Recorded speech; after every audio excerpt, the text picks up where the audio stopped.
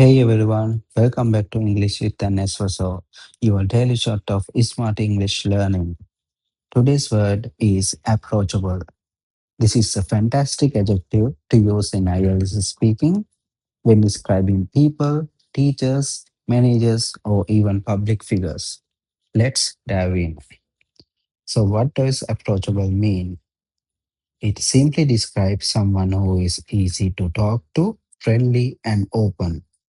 If a person is approachable, you feel comfortable going to them for advice or help. Here is some natural examples. My teacher is very approachable, so I never hesitate to ask questions in class.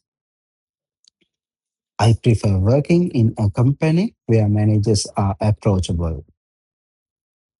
Celebrities who seem approachable often have a strong fan base. Now, let's look at how you can use approachable in IELTS speaking. In part 1, as a personal question, if you get, do you get along with your teachers? You can give the answer as yes, most of them are really approachable. So it is easy to discuss any problems I have with my studies.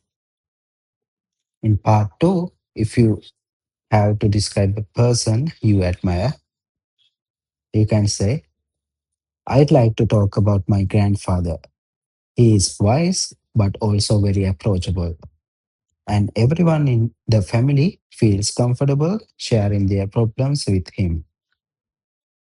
In part 3, we have to give a broader discussion. You can say, in my opinion, leaders should always be approachable. It helps build trust and better communication between them and their team. All right, band 9 pro tip. To impress the examiner, use approachable instead of basic words like friendly or nice. It shows a more precise and advanced commands of English. And remember, IELTS examiners love when you use vocabulary that feels natural in real conversation. And that's your special shot of English for today. Try using approachable the next time you describe a person. It is simple, natural, and powerful for IELTS. If you enjoyed this episode, don't forget to like, share, and subscribe for more daily English for boost.